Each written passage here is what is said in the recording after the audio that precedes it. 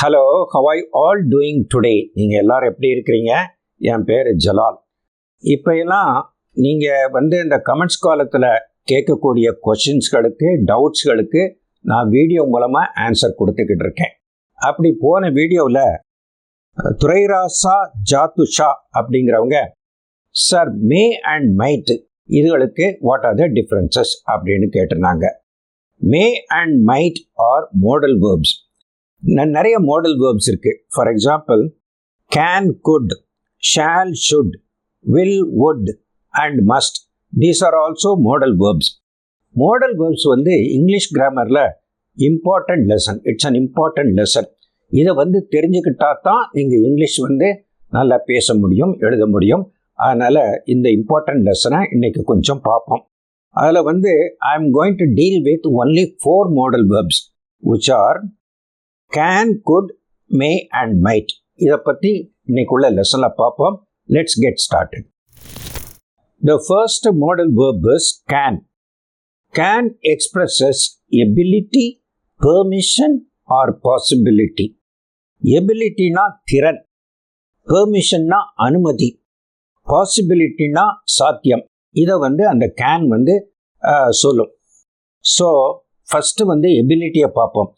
I can swim. என்னால் நீச்சடிக்க முடியும். அந்த முடியுங்கிறதான் நீச்சடிக்க முடியும். ஐ can swim. I can speak 3 languages. நான் 3 லாங்குவேஜஸ் பேசுவேன். இது ஒரு எபிலிட்டி, ஒரு திறன். She can solve complex math problem easily. அவ கஷ்டமான கணக்கு ப்ராப்ளத்தை ஈஸியாக சால்வ் பண்ணுவான் அப்படின்னு சொல்கிறேன். இதெல்லாம் எபிலிட்டி. Next permission. பெர்மிஷன் கேட்கறதுக்கு இல்லாட்ட கொடுக்கறதுக்கும் கூட we can use the word, the modal verb can. Can I use your phone? உங்கள் ஃபோனை நான் யூஸ் பண்ணட்டுமா? Can I leave the room for a moment? ஒரு கொஞ்ச நேரத்துக்கு இந்த ரூமை விட்டு வெளியே போகட்டுமா அப்படின்னு கேட்குறாரு. You can use my computer if you need to. இது பெர்மிஷன் கொடுக்கறது. உங்களுக்கு தேவைப்பட்டால் என்னுடைய கம்ப்யூட்டரை நீங்கள் யூஸ் பண்ணிக்கலாம் அப்படிங்கிறது. So next possibility. பாசிபிலிட்டினா சாத்தியம். This can be difficult for beginners. இது பிகினர்ஸ்களுக்கு ரொம்ப கஷ்டமாக இருக்கலாம் அப்படின்னு சொல்கிறீங்க. கஷ்டமாக இருக்கும் அப்படின்ட்டு. This road can be dangerous at night. So road குண்டும் குழியுமா இருக்குது. It's not well lit. லைட்டே இல்லை. அதனால் this road can be dangerous at night. ராத்திரியில் அது அபாயமாக இருக்கும். Living in a big city can be stressful. பெரிய நகரத்தில் வசிக்கிறது ஒரு மன அழுத்தத்தை கொடுக்கும். Because in city it's hugely populated, it's dirty, noisy. அதனால் நிறைய பேருக்கு அது பிடிக்காது, ஸ்ட்ரெஸ்ஃபுல்லாக இருக்கும் அப்படின்ட்டு. Living in a big city can be stressful. இதெல்லாம் ஒரு பாசிபிலிட்டியை, ஒரு சாத்தியம், இப்படியா நடக்கும் அப்படின்னு சொல்கிறது. அது பிறகு நெக்ஸ்ட் குட்டை பார்ப்போம். Could is the past form of the verb can. Past form of the modal verb can. Could expresses past ability, polite request, possibilities in hypothetical situation. Past ability. Can ability, present ability. I can swim. என்னால் swim பண்ண முடியும் அப்படின்ட்டு இப்போ உள்ள எபிலிட்டியை பற்றி சொல்கிறீங்க. But could expresses past ability. முன்னால் உள்ள எபிலிட்டியை பற்றி சொல்கிறீங்க. அதுக்கு பொலைட் ரிக்வெஸ்ட், கண்ணியமான ஒரு வேண்டுகோள். அதுக்கப்புறம் possibilities in hypothetical situation. Hypothetical means not real. ஒரு அனுமான சூழ்நிலைகள், அனுமானம் பண்ணி சொல்கிறது, அதுதான் hypothetical situation. Possibilities in hypothetical situation. So we will see example sentences for each of these. First of all, past ability. When I was young, I could run fast. When I was young, because I had the stamina to run fast. So when I was young, I could run fast. I couldங்கிறது என்னால் முடிந்தது அப்படின்னு சொல்றீங்க. When I was younger, I could lift heavier weights. இன்னும் கொஞ்சம் யங்காக இருக்கும்போது நான் ரொம்ப பழுவான சுமையை கூட ஈஸியாக தூக்க முடிஞ்சது அப்படின்ட்டு பாஸ்ட் எபிலிட்டி பற்றி சொல்கிறீங்க. when I was younger I could lift heavier weights. she could swim across the lake when she was a child. அவள் சிறுமியாக இருந்த போதே she could முடிந்தது swim across the lake. லேக்கில் இந்த கரையிலேருந்து அந்த கரை வரைக்கும், லேக்னா குளம், இந்த கரையிலேருந்து அந்த கரைக்கு அவளால் நீச்சடிக்க முடிந்தது அப்படின்ட்டு. இது past ability. Next polite request, கண்ணியமான பணிவான வேண்டுதல். So could you please open the window, அந்த ஜன்னலை திறக்க முடியுமா அப்படின்ட்டு ரொம்ப பணிவாக கேட்குறீங்க. அந்த பணிவாக கேட்குறதுக்கு குட் யூஸ் பண்ணலாம். இது ஃப்ரீக்வெண்ட்டாக பணிவாக கேட்குற இடத்துல in English language many people use it. You can also use it. So could you please open the window, could you please pass me the salt. அந்த சால்ட் அங்கே இருக்குது, நீங்கள் இந்த ஓரத்தில் இருக்கிறீங்க டைனிங் டேபிளில். அப்போ மற்றவங்ககிட்ட சொல்கிறீங்க could you please pass the salt, அந்த சால்ட்டை எங்கிட்ட கொடுக்க முடியுமா. Could I borrow your notes from yesterday's class. எஸ்டர்டேக்கு I didn't attend the class. So could I borrow the notes, அந்த நோட்ஸு வாத்தியார் கொடுத்த நோட்ஸை கொஞ்ச நேரம் எனக்கு இரவல் கொடுக்க முடியுமா. Could I borrow your notes from yesterday's class அப்படின்னு சொல்கிறீங்க. அதுக்கப்புறம் ஹைப்போதெட்டிக்கல் பாசிபிலிட்டி, அனுமான சாத்தியம். அது ரியல் கிடையாது, ஒரு அனுமானம் பண்ணுறது, இமேஜின் பண்ணுறது. If I had more time, பார்த்தீங்களா, மோர் டைம் இப்போ இருக்கா, இல்லை. If I had more time I could help you, எனக்கு நிறைய நேரம் இருந்தால் உங்களுக்கு உதவி செய்திருக்க முடியும் அப்படின்னு சொல்கிறீங்க. If I had more time I could help you. So it's an imaginary hypothetical situation, not a real situation. If I had more time I could learn to play guitar. உங்களுக்கு கிட்டார் இப்போ வாசிக்க தெரியுமா? You know how to play guitar? You don't know. You only say if I had more time, எனக்கு ரொம்ப நேரம் இருந்திருந்தா so I could learn to play guitar, guitar வாசிக்க கற்றுக்கிட்டு இருப்பேன். we could have gone to the beach if it hadn't rained. இப்போ rain பெஞ்சிருச்சு. if it hadn't rained, rain பெய்யாமல் இருந்திருந்தா we could have gone to the beach, நம்ம பீச்சுக்கு போயிருந்திருக்கலாம். we could have gone to the beach if it hadn't rained அப்படின்ட்டு. இது குட்டை பற்றி. could is the past tense of can, but they can be used in many places like this.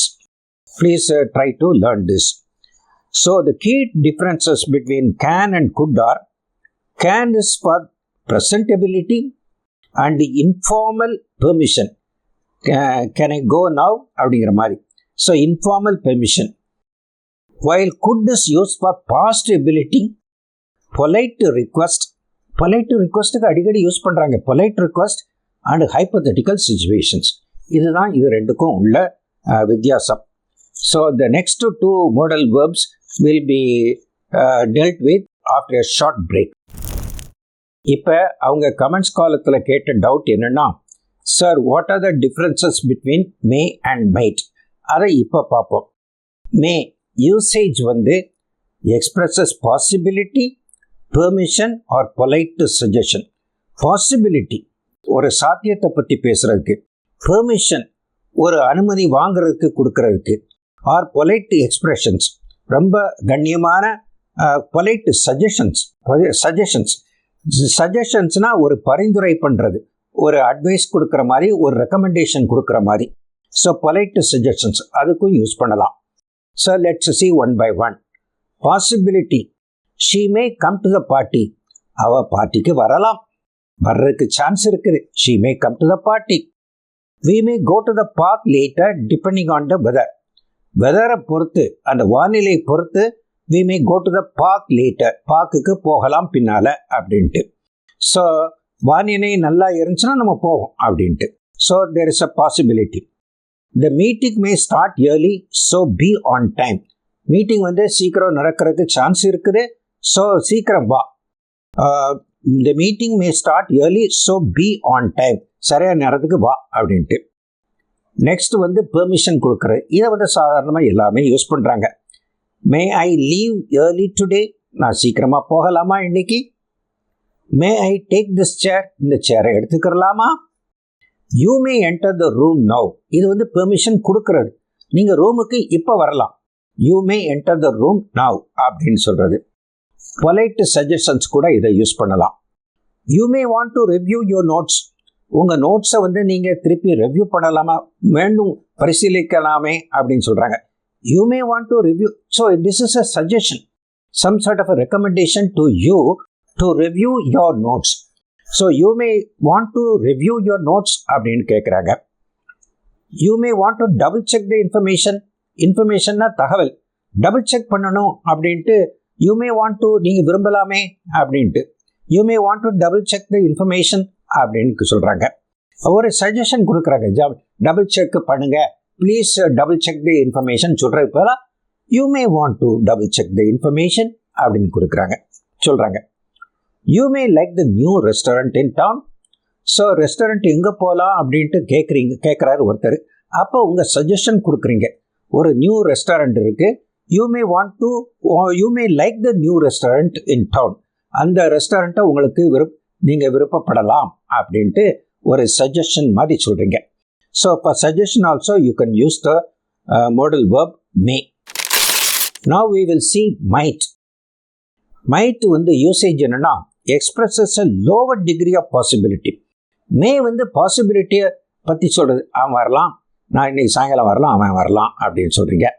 இது வந்து lower degree. அது என்னன்ட்டு எக்ஸாம்பிள் சென்டென்ஸில் பார்ப்போம். Expresses a lower degree of possibility or hypothetical situation. ஹைப்போதெட்டிகல்னா ஒரு அனுமான சூழ்நிலை அப்படின்ட்டு. இப்போ லோவர் டிகிரி ஆஃப் பாசிபிலிட்டியை பாருங்கள். It might rain later this evening. இன்னைக்கு ரெயின் வர்றதுக்கு ஒரு சான்ஸ் இருக்குது. வரலாம், வந்தாலும் வரலாம்ங்கிறீங்களே, அதான் வரலாம், இன்னைக்கு ரெயின் வரலாம் அப்படின்னு சொல்கிறது இட் மே ரெயின் டுடே அப்படின்ட்டு சொல்லலாம்.